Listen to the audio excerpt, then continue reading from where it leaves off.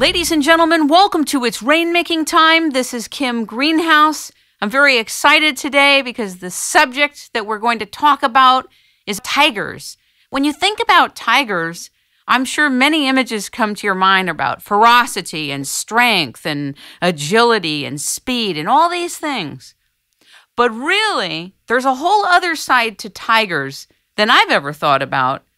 There's a book called Tigers Among Us: Winning Business Team Cultures and Why They Thrive by Dianne Crampton. I've always been interested in company culture, in winning business teams, and I think that there's an enigma with winning business teams that's now not such an enigma. There's actually a science, there's an art, there's a paradigm to it, and Dianne has written extensively about it. Tigers Among Us: Winning Business Team Cultures and Why They Thrive. Dianne has been a leader for many, many years, actually a pioneer in the team culture movement. She is a contributor to the 2010 Pfeiffer Annual, Consulting Wiley 2010, and a contributing author in the business anthology Working Together, Producing Synergy by Honoring Diversity by Barrett Kohler in 2001. And this includes essays by Mikhail Gorbachev, John O'Neill, Rian Eisler, and Norman Lear. She's worked with Native Americans and was featured as a United Nations-sponsored conference highlighting a business model that promotes cooperation and excellence in the workplace. She's been honored by tribal leaders. She's also the founder and president of Tiger Success Series and was nominated by Merrill Lynch for Inc. magazine's Entrepreneurial Awards and received honorable mention.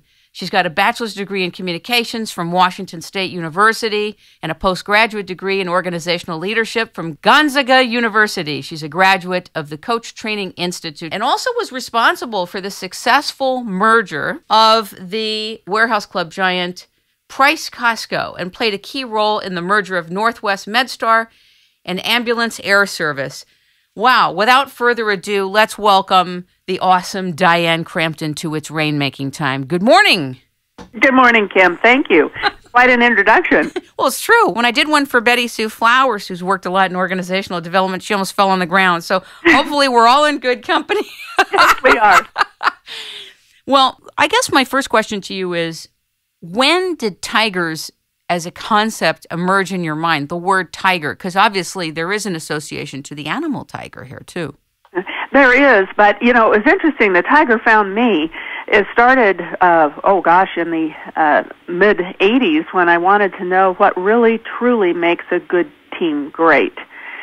And so I studied all the research I could find in business education and psychology group dynamics. And, I thought, Kim, I would find something like a technique or a management approach. And instead, I found something so basic, so common sense, that it literally blew me away. And what I discovered repeatedly in this research were 6 values. And a friend and I were sitting around with these values, and the values are trust, interdependence, genuineness, empathy, and risk. But at this point, they were just words laid out on a table, and we were looking at them saying, this is interesting. I wonder if there's an acronym or something here so that they're easy to remember. So we started shuffling these words around, and what emerged out of this was tigers. And so that's how it came about. I think that it's also a really neat acronym because a lot of the traditional, and I'm going to say even archaic success model has to do with the command and control style that you talk about in your book. Not only is it not in anymore, it's ineffective. Talk about that. Well, and one of the reasons it's ineffective is that it's just simply not scalable. So, but on the other hand, we're still taught that model in business schools, and we're still experience that model, maybe even in our education system. So we're raised with it. We see it on TV. But the problem with it is that organizations continually have to hire from without with big-ticket items in order to fill their team's roles. And when they do, they bring in a very talented person with skill sets and also cultural attitudes that confuse the cultural attitudes of the company. And what often gets lost is the camaraderie that makes a company truly great. And one of those reasons is that those hierarchies are so internally competitive. You want that coveted position. You work hard to get that coveted position, and oftentimes if it means helping another person be successful so that the ultimate goal of the company is successful, it's kind of shoved to the side in order to beat other people to that position. And that internal competitiveness is what truly strangles the effectiveness and the scalability of an organization, as opposed to an authentic team culture where the underlying principles are, when we win, I win. In a hierarchy, it's if I win, you might win. It depends on whether or not you support me. Can you explain also, so that everybody's on the same page with you, what you mean by scalability in this context? Absolutely. Scalability means that a company can grow to any size it wants to be, easily. And it has within its own system the ability to train and motivate and move into key positions trained employees who come in at an entry level.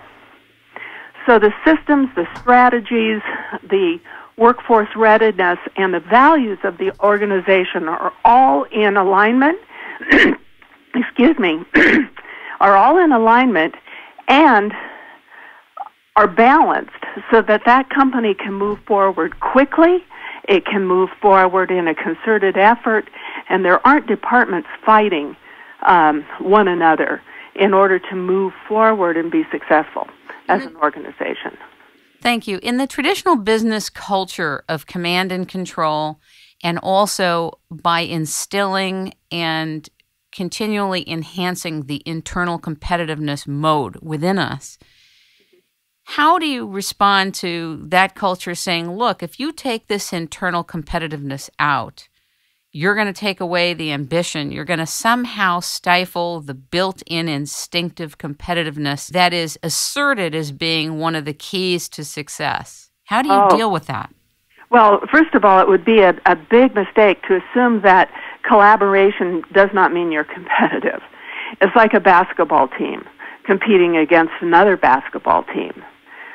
They are on goal, they are on target, and they are going for the points, the basket, so to speak, in business. So when you channel this natural inclination to want to do well, to be excellent, to do your best, to be creative, to be inspired, when you channel that as a target outside of the organization, what you will often find is an outstanding team culture doesn't settle for good market share.